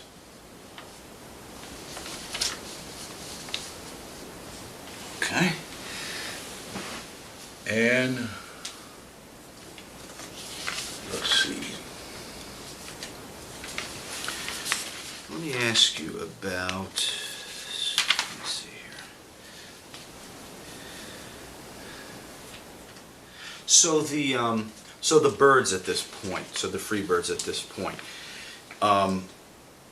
they've basically been used at this point in the year now just to solidify the Warriors To get them established. as the champions and strong champions Yes. in October. Okay, so. Realizing that once you get through with Thanksgiving night, you got to start all over. So who is the best to start over with? The Freebirds and the Warriors. You go Right. back to the beginning because Right. it's been a rest. Right. And then once they get that through, they can always go back to the Von Erichs. But you have to have a way of separating angles, but still putting them with people that the fans would be interested in seeing. So, and we don't have Ricky, right? Yeah, no. Okay, then why don't we have Rick Rude, the American heavyweight champion, Okay. against, I think Chris Adams is available for that, right? Sure, yeah. Okay. Excuse me. Let's have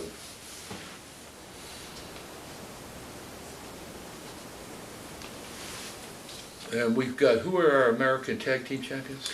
American Tag Team. Well, we just put it on Lance and Kerry winning the vacant title over. Okay, and let's have them to defend that title Okay.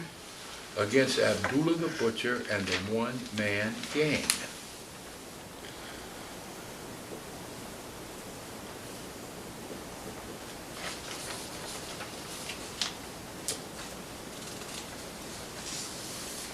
And let's have Terry Gordy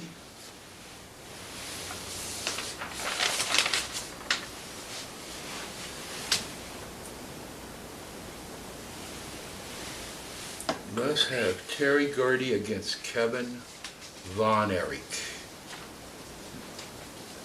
And let's have Kerry Von Erich. Well, he's already working with Lance. That's right, Tim and Tag, Lance are yeah. against, And actually, Kevin's going to be part of the six. Well, yeah, of course, Kevin. yeah, Kevin would be a part of that. It'd be Kerry, David, Kerry, Kevin, and Mike Mike, right, on that one. right. Even though he's a weaker one, but it's all three Von Erichs against the Road Warriors. So Kerry would actually be holding two titles. He'd have the America's Tag and then the that six-man. happened. That happened. Yeah, many, no, I know, yeah. Many times. Yes, and let's put something else for cherry on top. Yeah, one more. Who do we have Terry Gordy with? We put Gordy with Kevin. That's right. Yeah, Kevin and Gordy. Who do we have Buddy with? Oh, we don't have Buddy on the show yet. Let's have Buddy against Brian Adias for the Texas heavyweight title. So we have how many title matches? 3 or 4? Oh, we have a few. We got the six-man. Well, we have Rude, who's the Americas. Yes. We've got Kabuki, who's the Brass Knucks. We've got Lance and Kerry, who are Yeah. the tag. We've got Brody, who's got the TV, but that was going to be no belt involved Yeah. with the Loser Leave Texas.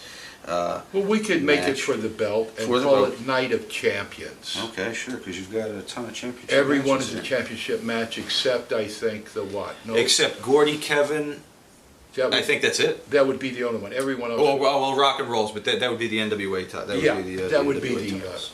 the title from there. So, And so you think Crockett would let us use them on the Thanksgiving night? Sure. On 'cause Thanksgiving night. Jimmy was stocked heavy. Okay. Yeah, I mean, he had Lex, he had Sting, he had Dusty, he had Barry Windham, he had Nikita, That's true. he had the Horseman, Tully, Greg Valentine. I mean, Charlotte had more talent in one group than any place I had ever been. I mean, they had more talent there than we had in Australia. I mean, it was just, it was overblown. You had the Assassins. Yeah. No, it was. Yeah, I it mean, was you definitely- had Boogie Woogie Boy, Jimmy Valiant. Yeah.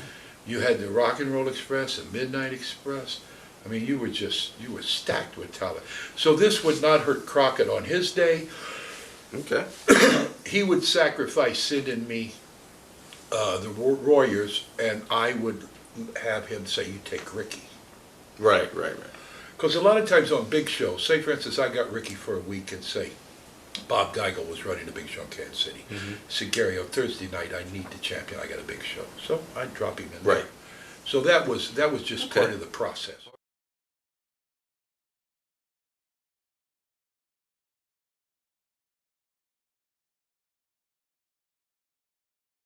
See, you mentioned Jardine. That's funny. I didn't know that he was one of the tough guys. I mean, he was a great worker. I Oh, didn't he spoil was it. tough. You know. Tell you a story. There was a rib called Mabel. Okay? Mabel, the rib was, you would go get a girl and you would put her in a room and you would tell a guy, hey, if you want her, she's in there, she really likes you. The guy goes in, he gets in bed, they start fucking or doing whatever they're doing. All of a sudden the door busts open and her husband supposedly pops through the door. And most wrestlers would get out of the room as quick as they could, out the door, out the window. They didn't want to get involved, right? But Donald wouldn't run. Donald chased the guy down. And the guy told him, please, please, please, it was a rib, it was a rib. Stan Stasiak told me to pull the rib on you. Please, don't hurt me, don't hurt me. So Donald was so mad, he went looking for Stan Stasiak. But Stan knew, so Stan left the territory. 7 years later, Don Jardine, Stan Stasiak, Danny Pletches, Peter Maiva, and myself are coming back from Houston when Stan Stasiak brings up the rib that he pulled on Don Jardine the Smartler. Don hit those brakes on the car, it fishtailed like this. He pulled the car over. He was driving. He grabbed Stan Stasiak, trying to pull Stan out of the back seat. And it's pretty hard to pull a big guy out of the car if you don't want to go. Yeah. But Donald got him out of the car, whacked him, boom, boom. Cars and trucks coming by on the freeway. And Peter Maiva, sweetest guy in the world, man. He's going, what's the matter? What's the matter? What's the matter? I said, I don't know, man, but something bad's happening here. Yeah. He knocked Stan Stasiak down. And as Stan fell down, his head went against the car tire. Donald started to boot him in the head. And if it hadn't been for Peter Maivia pulling Donald off, because Peter was like unbelievably strong, he finally got Donald off of Peter Maivia, off of Stan Stasiak, or he would have beat him to death. We were in Australia, Donald and I, we were at the hotel. And my wife and his wife both were blondes, and they were really dressed to the nines because we had went to see Tom Jones at the Silver Slipper in Sydney. So we're coming back to the hotel, and the guy behind the desk says, you can't take whores upstairs. Jesus Christ. Oh, So I said, what? So the guy, you heard me, you can't take whores upstairs. So Donald says to me, Gary, take the wives upstairs, I'm going to handle this. So I put the wives on the elevator, knowing Donald the way I knew Donald. I said, he's going to do something really bad. He took this guy, he pulled him over the desk, threw him through a plate glass window, out to a courtyard that had a fish pond. Started booting the guy, and the guy started rolling towards the fish pond. And he was going to kick him in his head, and his his head was up against the cement. Now, I had remembered Peter Maiva. This was about 5 months before when Yeah. he did Upstage. So I said, oh, I grabbed the guy by the leg to pull him out so he wouldn't kick his head into the cement. And Donald said, great idea, Gary. Kicked the guy right in the crotch. Right in the crotch, and he had them cowboy boots on with those metal tips. Took the guy's nutsack and just right out. Right out. I said, Donald, my God, Jesus go Christ. back to my hotel. And he was a masked man, thank God. So no one knew him. That's right. Oh, he was vicious, Wow. man. He was vicious. One time Joe Blanchard gave him a payoff. It was Johnny Valentine and Wahoo McDaniels and Don Jardine against a guy called Buddy Marino, a little Mexican guy, but really drew big money in South Texas. And we get our payoff. And Johnny Valentine's sitting here, and I'm sitting here, and Donald's sitting over there. And Wahoo comes in, flopping his money bag. They used to pay us off in those little manila envelopes. And Johnny's counting his money, and Donald's counting his money, and Johnny apparently's got a lot more money than Donald has. And we were a double main event. So Donald says to me, what's with them getting all that money? I said, well, Donald, maybe they sold pictures, maybe they sold t-shirts, we don't know, we'll find out. I said, I'll go talk to Joe. No, you won't, I'll talk to Joe. I said, Donald, you know how you are. Let me handle this. No, you can come if you want, but I'm taking care of this. He goes upstairs to Joe Blanchard's office. Joe's sitting behind the desk.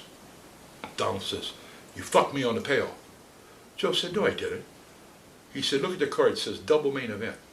Why did Johnny Valentine and Wahoo McDaniels have more money than Gary and I? And Joe said, well, I paid them what I thought they were worth, and I paid you what I thought you were worth. Donald snatched him right over the desk, slapped him like a bitch, and threw him out of his own office downstairs, down the stairs. And then his partner came in, Frank Brown, saying, I can handle this, I can handle this, I'm going to show you the books. And Donald said, you simple son of a bitch, which set of books you going to show me? And then he threw him down the Jesus stairs. Christ. Donald threw Ralph Reed out of their dressing room 3 weeks in a row in Columbus, Georgia. And Jim Barnett begging me, Gary, my boy, we could not have that. Now, you control him, or we're going to have to let him go. He didn't care. Donald, if you pissed Donald off, if you told him a lie, or tried to cheat him on after Bruiser, Fritz brought me back in.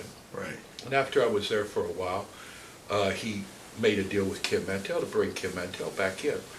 And Ken, I don't know for what reason at all, but I was in the dressing room in Garland, Texas, myself, Bronco Lubitsch, and Ed Watt, and I was sitting at a table, or a bench, and I was lining out the card, you know, first match through 7, the intermissions, things like that. And all of a sudden, Missing Link came up from behind me, and I'm blind in this eye from a plane crash I was in Tampa Bay in '74. And he hit me upside my head really, really hard. But I didn't pay too much attention to it because wrestlers do shit like that. You know, they whack each other around. The next thing I know, boom, he hits me again, and this time he catches me right in my temple. Oh, shit. And he knocks me off the bench onto the floor. And he bent over to pick me up. And as he did, I reached into my pocket, and ever since I've been a kid, I always carried a straight edge razor blade in my top pocket because I had a lot of heat with the fans, and I didn't want to walk out of the arena defenseless, you know, Right, so I right. always had my blade with me. I took the blade out and I started cutting his face and his chest. All of a matter of 3 or 4 seconds, and all of a sudden he realized that I had cut him pretty good 2 or 3 times. And he puts his hands up to his face, and he looks at his hands and he sees all the blood, and he screams and runs out. And I saw Ken Mantell in the shower, you know, he was around the corner, and I saw him there. And I went over and I snatched him, I took him into the shower all the way. I put him up against the wall. And I said, you motherfucker, you set me up. You want me to cut your face or your throat? Right before I got ready to slash him, in comes all the cops. because everyone had run out of trouble. Right. So I went and I flushed the razor blade down the commode. And Ken Mantell is like, he's turned like gray ash, begging me, no, Gary, it wasn't me. I had nothing to do with it. Don't try to make me part of this. I would never do anything like that. So I said, you know something, you asshole? I believe you had me set up. And if I ever found out that you were the one, if I know for sure, I'm going to come and get you, and I'm going to hurt you really bad. I'm going to open you up big time. So about 15 years goes by. I'm at Cauliflower Alley 2 years ago. Missing Link comes up to me, and he said, Gary, I want to apologize to you. I said, what do you want to apologize to me for? He said, well, Ken Mantell asked me to beat you up. He said that you were my major problem, and if you beat up Gary and get him out of here, you'll be able to make a lot of money. So the Link admitted to me that Ken Mantell tried to set me up. 2 days, this was on a Saturday, when I had the incident with Missing Link. On Tuesday, the day we pay all the talent, John Tatum walks into my office with a golf club and tells me, I don't like what you did to Missing Link, and I don't like you trying to intimidate Ken Mantell. He said, what if I come in here and beat you up with this golf club?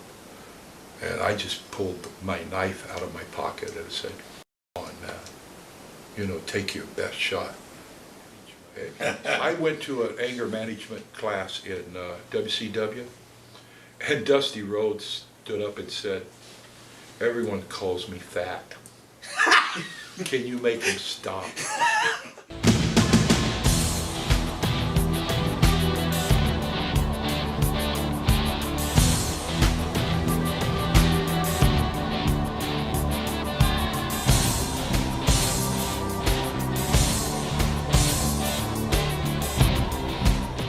Thanksgiving night, Star Wars.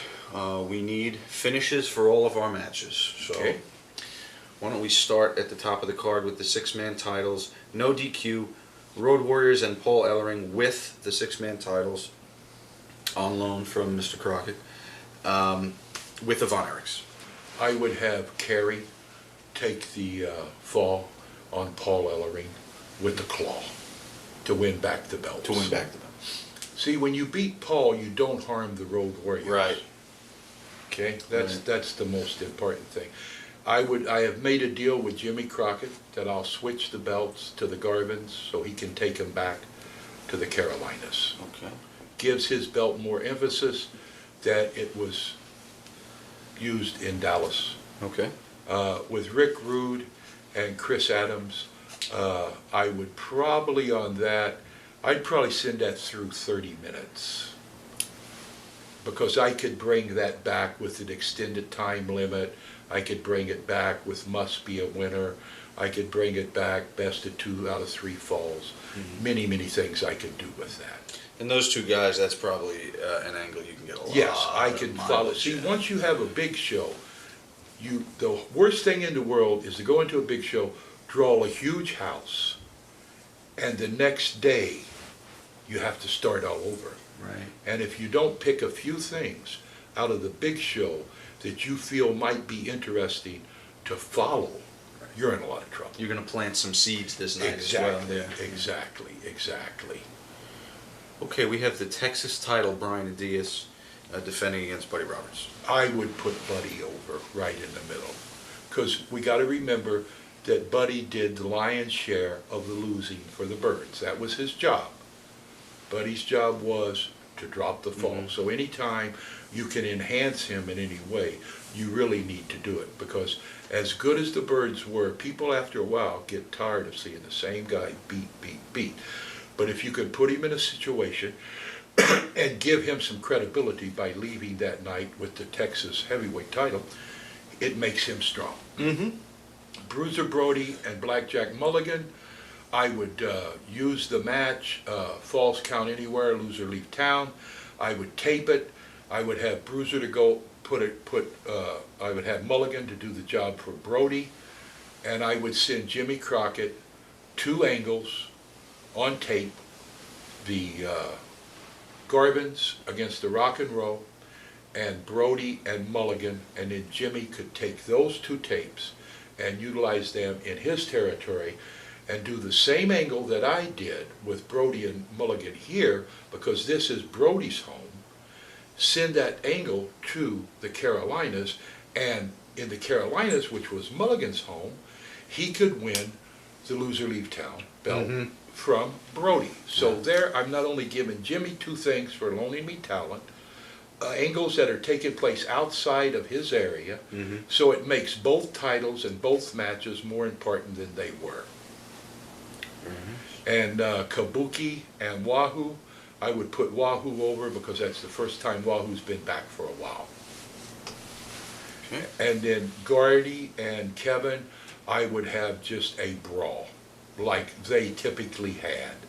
I would just have an all-out brawl, because remember, we're going to have Gardy and his brothers against Kevin and his brothers for the six-man. We can get that started because we broke it up. We put all the emphasis on the Warriors and Ellery. So whatever I do with Kevin and Gardy will enhance when the Freebirds go back against the Von Erichs. Gotcha. So this is just going to be a big schmoz, you're saying? Yeah, I would just say that would just be a big, big count out. Okay. And the America's Tag, Kerry and Lance? Well, you know, my Okay, theory on the Von Erichs, good guys must win. You know, my theory is build a dragon and then let the good guys slay him. That's the way you keep a guy hot. There's the card. Quick review for Star Wars at Thanksgiving night, Reunion Arena. Six-man tag. Von Erichs will get their title back from the Warriors and Elling, and Warriors and Elling will return home to Mr. Crockett. NWA tag title, the Garvins will go back to Crockett as well with the title. I would probably have Jimmy Crockett mandate that the World Tag Team Champions would take place somewhere other than the Carolinas with a special referee. We could have had some problems. The storyline could have been the referees in the Carolinas don't give the Garvins a fair chance. They like the baby faces. So send them here and give them a referee not from the Mid-Atlantic, Right. and put them over. And then when they go back, Rock and Roll Express could say that the rules in Texas are different than the rules in the Carolinas. So we've got two things that we can, not only has Jimmy helped me, but I've taken 5 of his guys and I've put them high matches on my card, and I will send him film of the whole match. He can use the finish or portions of it. So I've actually created 2 matches for Jimmy in the Carolinas by using the angles and putting them here. Well done. Anytime you can take something, and like say for instance, if you had Ricky Flair and say Steamboat, how many times did they wrestle? And you have Ricky Flair say, Steamboat, I know I can beat you. I want to have a match with you in Texas, and I want it to be Texas rules where we tape our hands. That's another angle. Right. Anytime you can take something from here and bring it over here, it shows the importance of the people that are involved, that they're in demand more than one place, and it shows that the World Tag Team titles are really the World Tag Team titles. That they are important enough to be a part of a big show in Dallas. Right. And when the people know that both of them were Thanksgiving shows, then they say, ooh, this must really be special. Right. A lot of booking, I mean, some people want to hit you over the head, but I believe subtlety, little nuances, mean a lot more than just a big angle. Right. You know, I mean, there are so many ways that you can take this card and you could utilize many of these things to bring them back in consecutive weeks. Right. And that's what a real matchmaker does. A booker would just take names and put good guys against bad guys.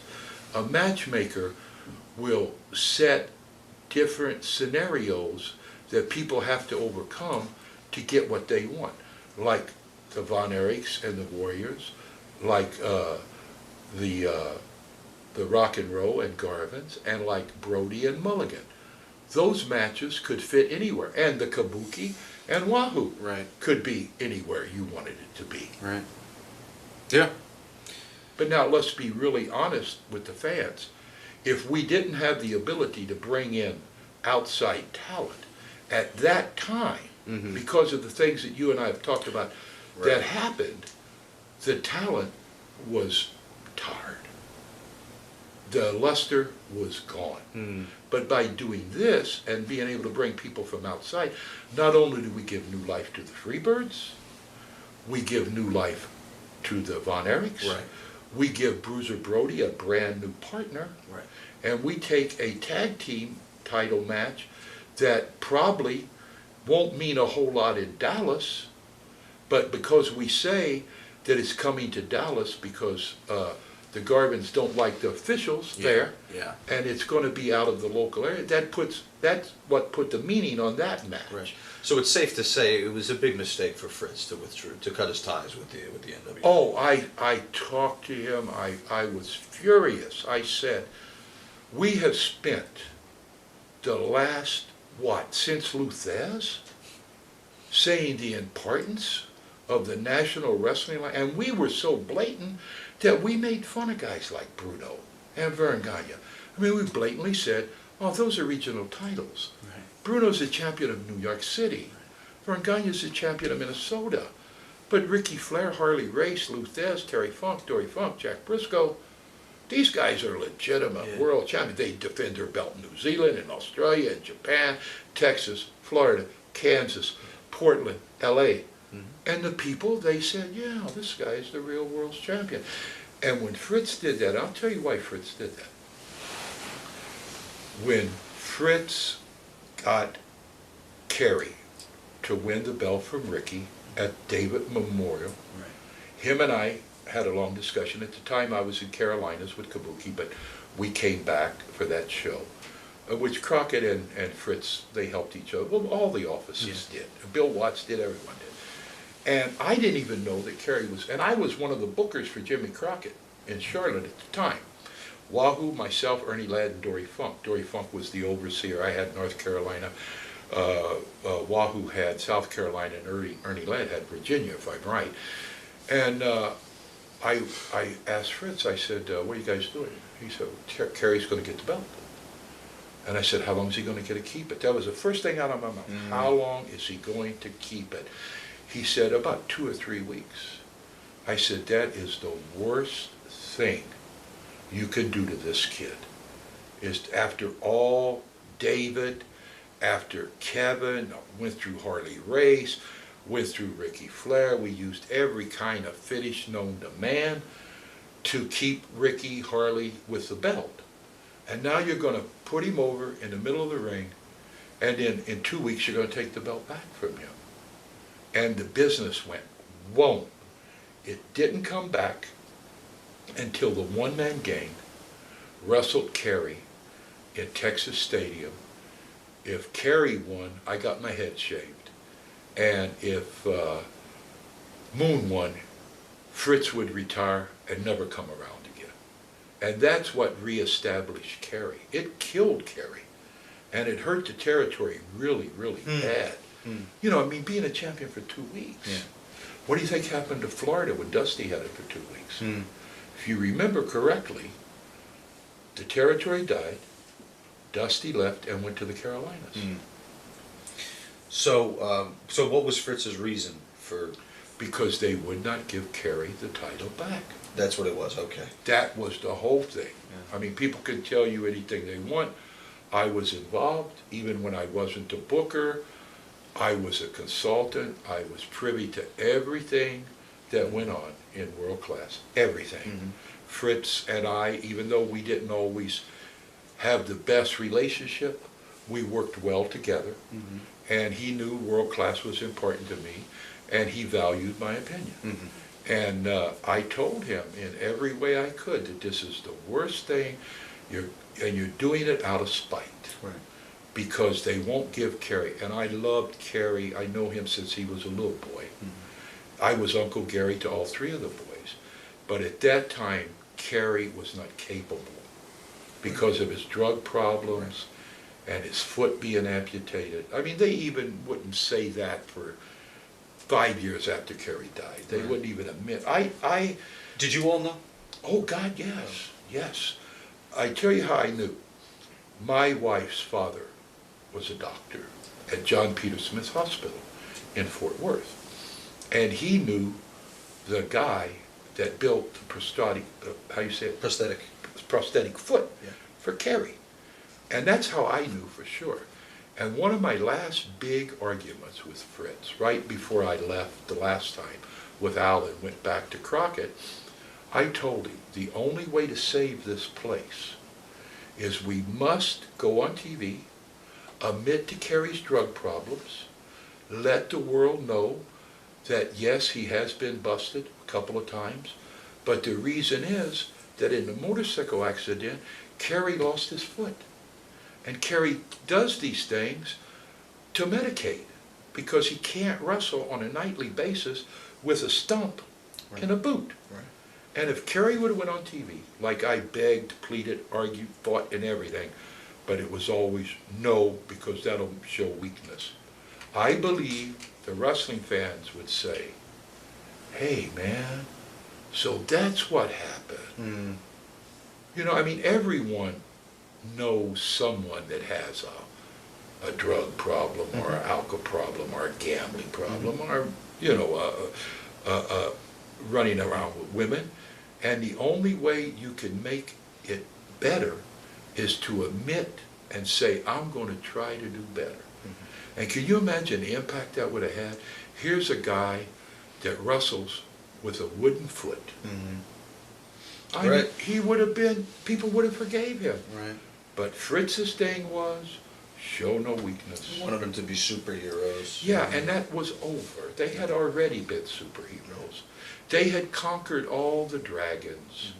But you know what? If they played that card right, with the here's a guy who can still be so successful with a wooden foot, that would have made him even more of a superhero. Of course. Beforehand. Yeah. Of course. It would have made him the only legitimate handicapped guy. And think what it would do for people with children that have Down syndrome or blind or muscular dystrophy.